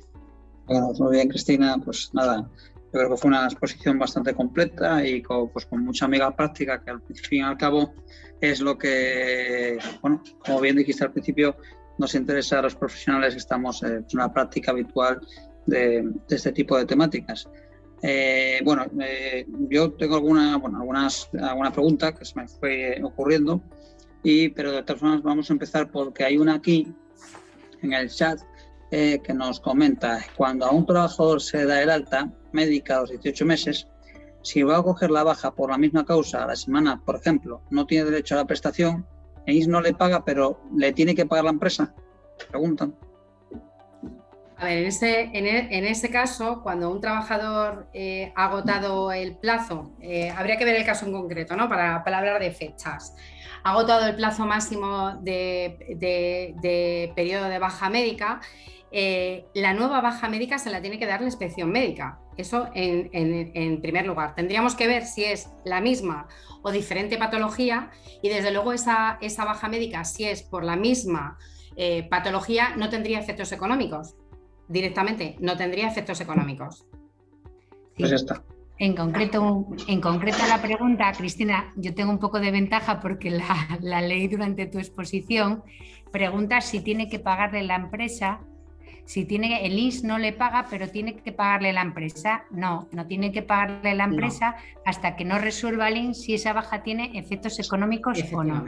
Desde la mutua se pide un informe al INS, que es el informe R170, se genera un movimiento en la aplicación SUSPAL de pago directo para que la empresa no nos pueda deducir, y se espera la contestación del INS. Si tiene efectos económicos, se quita ese efecto y la empresa nos deduce normalmente y paga al trabajador. Si no tiene efectos, no puede deducirnos en los seguros sociales y la empresa por regla general no le paga porque no ha ido a trabajar y no está justificado. Importante la duración, importante que sea la misma patología. Estamos hablando de ese caso. Ahí en ese caso. Bueno, si alguien quiere realizar alguna pregunta más, mientras lo va pensando la gente, voy a ir haciendo alguna pregunta que se me fue ocurriendo. ¿Con qué tipo de patologías os encontráis más frecuentemente en la determinación de contingencias o la pugnación de altas médicas?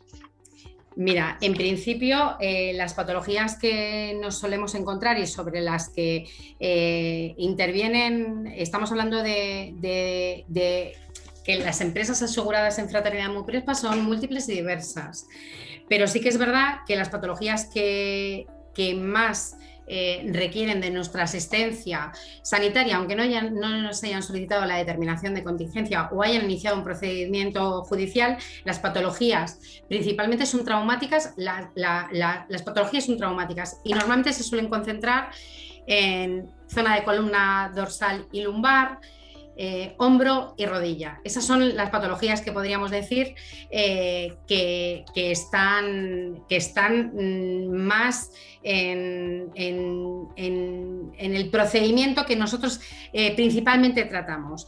Concretamente, que yo tenía aquí un montón de datos y que tengo aquí toda la mesa esparcida de datos, en temas de columna casi es el 40% del total de las patologías que estamos analizando. El hombro estaría en un 20%, muñeca también podríamos estar en un 20%, oscila a lo largo de los años, pero estas son principalmente las patologías que más tratamos en nuestro servicio médico en el propio hospital de Fraternidad MUPRESPA. Estas son las principales patologías que tienen los trabajadores, dada la alta gama de trabajadores que tenemos asegurados en Fraternidad MUPRESPA, desde luego. Yo, desde el lado práctico, ¿vale? Desde el lado práctico, porque yo la verdad que cuando estáis exponiendo la gente que dais formación en el colegio, pues la verdad que a mí en el cerebro empieza a saltarme como una lluvia de ideas, ¿vale? Entonces, quiero decir, yo sé que tengo muchas cuestiones porque soy muy así. Yo quería que me explicaras, si puede ser, normalmente es un profesional como yo, obviamente hoy por la mañana, pues tuve un juicio de determinación de contingencia donde pues me enfrento al INS, me enfrento a la mutua y me enfrento a la empresa, ¿vale?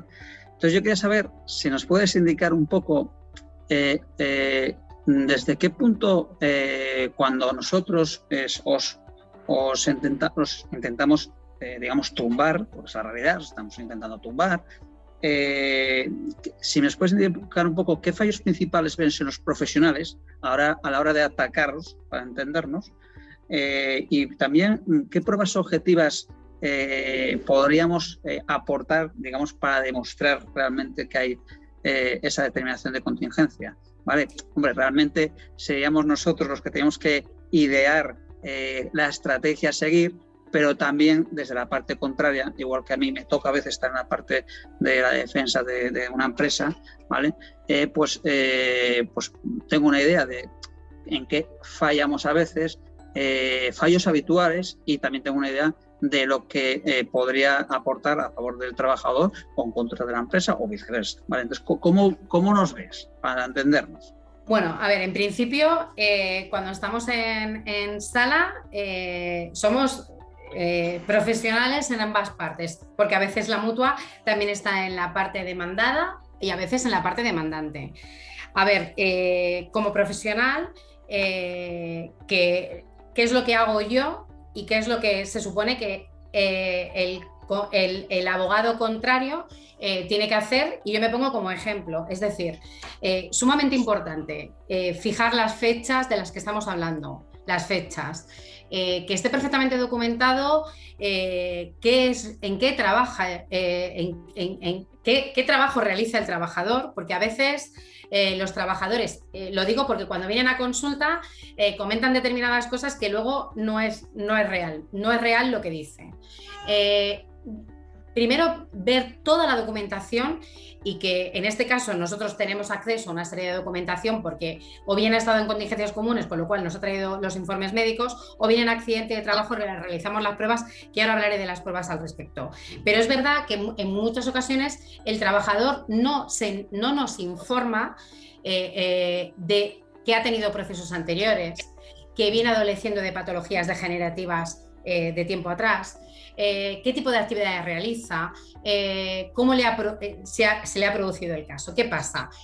Que toda esa documentación, es verdad que nosotros en Mutua tenemos mucha documentación, pero es verdad que en algunas ocasiones nos encontramos con que algún documento se nos aporta en el acto del juicio porque ha tenido un proceso anterior en el que Fraternidad Muprespa no ha sido parte, y en el caso de un despido en el que, por ejemplo, el trabajador se le ha despedido y se le ha reconocido, vamos a poner una base reguladora determinada. Nosotros partimos de una base reguladora que es la que nosotros tenemos, pero no hemos tenido conocimiento de ese proceso anterior, que el trabajador sí ha tenido conocimiento, de un despido en el que se le ha fijado una base reguladora, o que ha tenido un procedimiento anterior que nosotros también desconocemos porque no ha sido parte, porque ya no estaba en esa empresa, en el que se le han reconocido unas determinadas secuelas. Pongo un ejemplo. Es verdad que el trabajador nos debe facilitar toda la documentación, que no siempre es así. Luego se aportan, por ejemplo, las testificales. ¿Las testificales tienen relevancia? Sí, pero si a un trabajador en un proceso de determinación de contingencia que ha tenido en el 2018 viene con un testigo en el que nos dice no, es que yo le vi perfectamente al trabajador que estaba haciendo esto y esto, ¿cómo es posible que 4 años más tarde todavía recuerde con precisión nítida lo que le ha ocurrido? Claro, esa testifical ya pierde valor porque ha pasado mucho tiempo y porque realmente no nos acordamos lo que hemos hecho en el mes de marzo, por mucho que un trabajador de mi departamento haya tenido una caída. Posiblemente recuerde que ha habido una caída. ¿Cuál es el motivo de la caída? ¿Cómo se ha producido esa caída? Eso no lo sé. Pierde valor esa testifical. Así que, en principio, para ir agrupando es tener claro las fechas, que el trabajador nos informe a nosotros y desde luego al que interpone la demanda en su nombre de todos los procesos que ha tenido, de todas las cuestiones relativas a esa patología que queremos determinar que tiene, ese tipo de información. Es verdad que a veces nos encontramos en el acto del juicio con documentación que no habíamos tenido en cuenta, pero mucho cuidado con el tema de las testificales, tienen la importancia que tienen. Pero, Cristina, pero es que es normal, porque de alguna forma nos tenemos que sorprender, no lo vamos a dar todo fácil. Por supuesto, bueno, por supuesto. Yo parto de la misma premisa que vosotros, porque yo estoy enfrente. Es que la cuestión es que, bueno, sobre todo que las fechas un poco coincidan. He coincidido contigo porque yo sí que en alguna ocasión, yendo a determinación de contingencia por parte de empresa, y bueno, tampoco pintas mucho, pero sí que me da cuenta a lo mejor de aportar un certificado de que alguien fue a un centro médico en el año 2018, por ponerte un ejemplo, me acuerdo de un juicio que tuve recientemente, sí. Y sin embargo el certificado estaba realizado de fecha 19 de marzo del 2019, cuando curiosamente la determinación de contingencia se inicia un día posterior. Quiero decir, esas cosas yo creo que son importantes, sí, porque bueno, puede colar, pero bueno, también puede... Y por eso las he puesto de manifiesto, porque lo que os he transmitido es lo mismo que nosotros hacemos desde Mutua. Con respecto a las pruebas, pues claro, las pruebas médicas tenemos que ver que el juez de instancia no es médico, eso es lo primero, y que le tenemos que explicar las cosas. Es verdad que vamos con un pericial, normalmente porque va a explicar desde el punto de vista médico la lesión que ha presentado el trabajador y las posibles secuelas que en su caso ha podido tener. Entonces, el informe pericial es sumamente importante, es muy concreto, muy conciso y basado en pruebas objetivas. Las pruebas objetivas, los jueces están acostumbrados a oírnos hablar de las pruebas, un electromiograma, una resonancia magnética, un estudio de valoración funcional. Y esta prueba, que es la prueba objetiva por antonomasia para saber si un trabajador tiene una limitación funcional en miembro superior o cualquier otro tipo de dolencia, para saber si tiene una limitación, es el estudio biomecánico, también llamado estudio de valoración funcional, que es la prueba objetiva por antonomasia. Nosotros explicamos en los tribunales lo que es no sé si alguno de vosotros, me imagino que sí, sabrá lo que es un estudio de valoración funcional.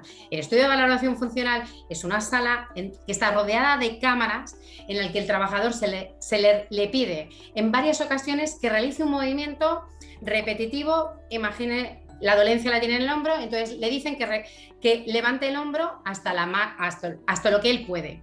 Si el trabajador tiene verdaderamente esa lesión y tiene una limitación, va a levantar el hombro solo hasta 40 grados, porque es lo único que limita. Si el trabajador magnifica, no es colaborador, lo que le van a hacer al trabajador es hacer ese movimiento repetitivo, pero cuando uno repite varias veces ese mismo movimiento que está artefactado, ¿qué pasa? Que una vez levantará 40 y otras veces levantará 50, porque no puede medir esto. ¿Qué pasa? Que en el estudio de valoración funcional de gran peso específico en los tribunales, lo que puede decir es, primero, la limitación que presenta clarísimamente, porque presenta una limitación inferior al 50% o mayor del 50%, pero desde luego, si el trabajador lo que ha hecho es artefactar esa prueba, pondrá que hay un esfuerzo submáximo de magnificación. Y eso sí que tiene peso específico. Eso sí que tiene peso específico. Ese tipo de pruebas son sumamente importantes, pero no en el sentido desfavorable para el trabajador, no. Esa prueba lo que mide es la limitación funcional que presenta el trabajador y que si la lesión la tiene, pues quedará determinado en esa prueba objetiva si presenta una limitación mayor o menor del 50%. Pero desde luego, si está artefactada, lo pondrá y pondrá que es un esfuerzo submáximo de magnificación. Esas son las pruebas que habitualmente solemos hacer.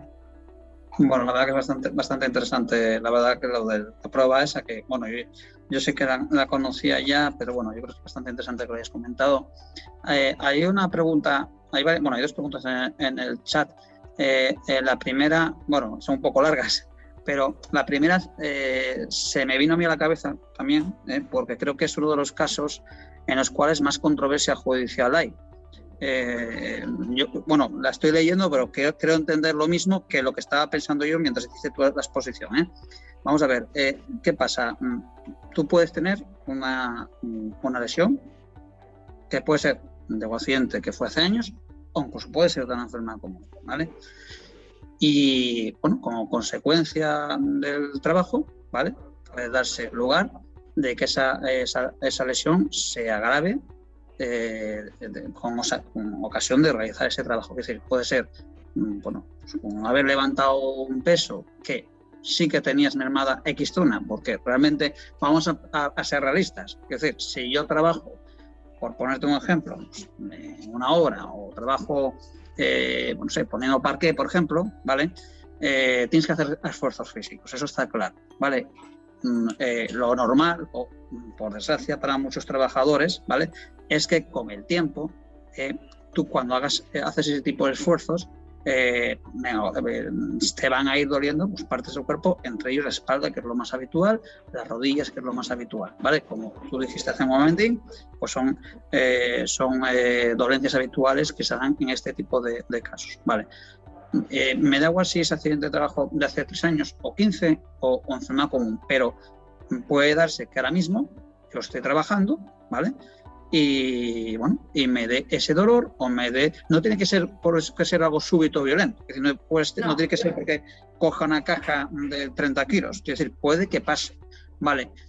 ¿Cómo se enfoca eso o cómo se judicializa eso? En el sentido de que, claro, es muy difícil, yo entiendo que es difícil demostrar que eso viene de ese caso concreto. Es decir, ¿cómo lo veis? Y, hombre, ¿qué pruebas objetivas verías que se tendrían que presentar por parte del trabajador para que, bueno, aunque os pongáis en la mutua, pueda tener una viabilidad de ese caso? Bueno, pues en este caso, este es un caso bastante frecuente de un posible agravamiento de una patología que presentaba el trabajador. Efectivamente, lo has expuesto clarísimamente. Es un caso muy complicado para que esto no se declare como accidente de trabajo. ¿Por qué? Porque puede haber un agravamiento de esa patología que tenía latente y que si no se hubiera producido este mal movimiento en ese trabajo, estamos hablando, normalmente suele pasar este tipo de casos que me estás comentando en trabajos que son de requerimiento moderado alto, requerimientos funcionales moderado alto. Entonces es muy difícil deslindar que no se ha producido que ese movimiento o ese giro brusco que ha dado el trabajador no haya visualizado o puesto en marcha esa patología latente que tenía. Es muy difícil acreditar que eso no es un accidente de trabajo. Pero una vez que no pueda ser defendible que esto sea derivado de accidente de trabajo, por mucha resonancia magnética que se le haga, porque se le puede hacer una resonancia magnética y podemos ver que tiene osteofitos marginales, que son patología degenerativa, pero la realidad es que este trabajador ha hecho un movimiento brusco que ha puesto en antecedentes esa patología que presentaba latente. Una vez que hay veces que no podemos deslindar esa patología, no podemos demostrar de ninguna manera que eso venía de la lesión que tenía anteriormente, ¿qué podemos hacer? Fraternidad Muprespa lo que puede hacer es tratar el proceso agudo, ese movimiento brusco que ha realizado el trabajador y que, bueno, deberá permanecer de baja médica el tiempo que tarde en curar ese proceso agudo, pero una vez finalizado el proceso agudo como tal, le daremos el alta médica y pasará a control y seguimiento del Servicio Público de Salud de esa patología degenerativa que ya la tenía y que se ha puesto de manifiesto con ese movimiento brusco. Esto es lo que será lo habitual. Es muy difícil deslindar ese agravamiento desde el punto de vista médico.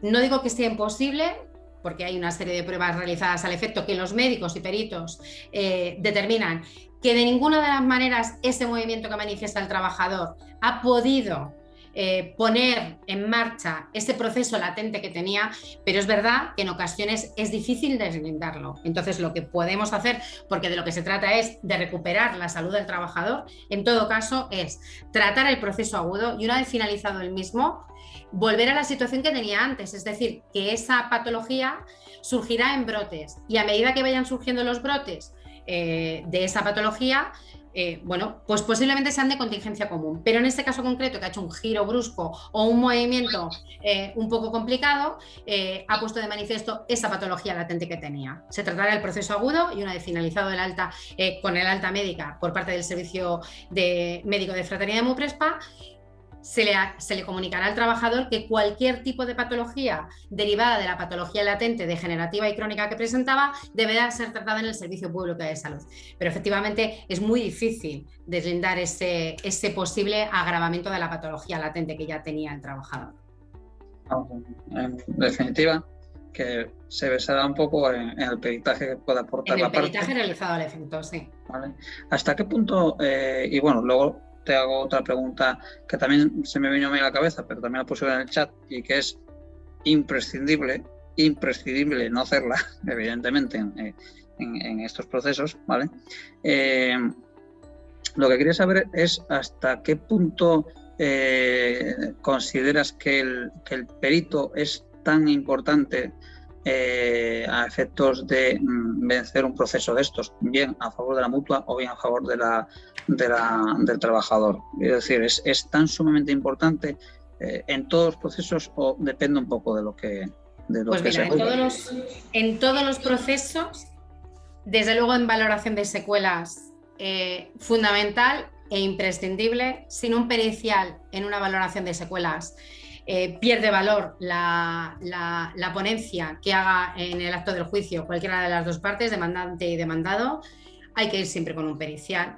Y en los casos de determinación de contingencia, que ni siquiera no es necesario que el perito haya visto al paciente, en las secuelas sí que tiene que ver el perito al paciente, pero en las determinaciones de contingencia lo que vamos a analizar es una patología, con lo cual el perito no es necesario ni siquiera que vea al paciente. Con los informes médicos de los que dispone, es verdad que nosotros citamos a los trabajadores cuando vamos a ir a juicio para que nuestro perito médico le haga las pruebas correspondientes, pero en las determinaciones de contingencia no es necesario que el perito vea al paciente, porque lo que vamos a analizar es una patología, no unas secuelas, una patología, y que a tenor de todas las pruebas médicas que nos aporta puede determinar el perito médico que esta patología no se ha podido producir por ese mecanismo lesional que dice referir el trabajador, en ninguno de los casos, Entonces, eso se determina con pruebas objetivas, pero la pericial médica es fundamental, es de parte, por supuesto, pero es que el perito del trabajador también tiene que llevar un pericial, porque tiene que explicar al tribunal que la patología que presenta se le ha provocado por un accidente de trabajo, que ese mecanismo, la rotura horizontal o vertical en las fracturas de rodilla, es muy diferente si es una rotura horizontal y vertical. Si es diferente para determinar si es un accidente de trabajo o no. Eso al tribunal lo puede decir un letrado, pero el médico es el que tiene que determinar que esas pruebas realizadas, explicar las pruebas, porque nosotros aportamos el informe médico con una conclusión, pero en las conclusiones son conclusiones médicas. El perito lo que hace es analizar desde el punto de vista médico, por supuesto, la situación que presenta el trabajador, pero luego explica pormenorizadamente, para todos aquellos que no somos médicos, explicar y ser accesible esa información que ha transmitido de forma médica para que el tribunal sea consciente de lo que está pasando. Porque el médico, el tribunal no tiene conocimientos médicos y que a veces los informes de valoración del INS aparecen reflejados una serie de documentación que el tribunal no sabe analizar. Por eso el pericial médico es fundamental, imprescindible para este tipo de procedimientos, imprescindible. Sí, bueno, la verdad que yo personalmente opino igual que tú. yo creo que es bastante imprescindible. Igual que incapacidad permanente, pues hay algunas ocasiones puede que no sea tan imprescindible, sobre todo, hombre, a ver, hay muchas dolencias que, como bien comentas, pues desconocen los jueces. Hay otras que conocen mucho porque se juzgan todos los días. Entonces, bueno, ahí es un poco más, bueno, es la estrategia de cada profesional que tiene que decir si lo lleva o no lo lleva, o del perito médico que te pueda decir si puede aportar algo o no, pero bueno, en determinación de contingencia yo creo que sí que es bastante importante. Clarísimo este tipo de cuestión. Otro tema, y bueno, ya yo creo que, porque no veo que haya más preguntas, para finalizar, el tema que yo creo que es imprescindible es COVID y enfermedad profesional. ¿Qué pasa? Que sería motivo de otra conferencia. Sea motivo de otra conferencia. Eso estoy de acuerdo contigo. Sin duda, porque es un tema que estamos empezando a tener ya en tribunales, las bajas COVID, ¿vale? Eso por un lado, y luego el tema de las enfermedades profesionales, que es otro que bueno, están creciendo. Las empresas se han dado cuenta de que en su centro de trabajo puede haber enfermedades profesionales, sobre todo aquellas empresas en las que hay trabajadores que realizan movimientos repetitivos, que son el 80% de los casos de enfermedad profesional, aparte de todos aquellos casos relacionados con la asbestosis, amianto, que durante una larga temporada, y sobre todo también en Asturias, que se tienen bastantes, con la sentencia dictada por el Tribunal Supremo, que estableció que todo lo anterior al 2008 es responsabilidad del INS y el resto no es responsable la mutua que tenía asegurada en el último momento al trabajador, sino que hay una responsabilidad compartida acorde con el periodo de riesgo expuesto, que me parece más justo porque realmente hay veces que el trabajador había estado asegurado con una mutua determinada 2 días y por ser directamente la última cargaba con toda la responsabilidad de esa posible enfermedad profesional, que normalmente es una IP por enfermedad profesional. Esa sentencia ha venido a delimitar esa responsabilidad compartida, me parece más justa, acorde con el tiempo de exposición, que es lo que se tiene que valorar. El tema de las enfermedades profesionales es un tema bastante complicado, que sería objeto de debate de otra conferencia por sí misma. Pues, o sea, para entendernos, si es difícil el caso anterior que comentábamos, más difícil es demostrar el nexo causal de un COVID a efectos de considerarlo enfermedad profesional. Esa es la conclusión a la que llego yo, ¿no? Es complicado. Pues tendremos que aplicarnos y tener la pericia suficiente como para poder demostrarlo. Yo creo que, bueno, vamos a dar por finalizar la sesión. Si bien, como os comenté al principio, y antes de que se marche toda la gente disparada, seguramente, os vamos a pasar una encuesta que se cubre en 15 segundos concretos y me gustaría, por favor, que la rellenaseis, ¿vale? Son 15 segundos, así que, pues nada, rellenarla y nada, y daros las gracias por estar todos aquí, formándoos y seguiremos trabajando para la formación de nuestros profesionales y porque queremos que sean los mejores y los más competitivos en el mercado. Muchas gracias. Gracias a todos y nada, cubrir el cuestionario que os vamos a enviar ahora con el fin de que podamos repetir estas jornadas, de que veamos en qué mejorar. Gracias al Colegio de Graduados Sociales de Asturias, gracias Marcos, gracias Cristina, me ha encantado la exposición y nada, a seguir aprendiendo todos. Bueno, gracias a todos y bueno, sobre todo por la invitación efectuada al efecto, que me parece sumamente interesante. Creo que son temas que están en boga en los tribunales y que, bueno, que si esto ha servido para dar una visión en principio en conjunto a todo este tema, pues me doy por satisfecha y daros las gracias por contar conmigo y en esta conferencia, que es siempre un placer. Muy bien. Pues nada, pues hasta la siguiente. Bueno, nada, simplemente recordaros que mañana hay otra formación más relacionada con recursos humanos, pero a la que podéis asistir sobre salud en el trabajo. Pues muchas gracias a todos y hasta la próxima. Hasta la próxima. Gracias. Gracias.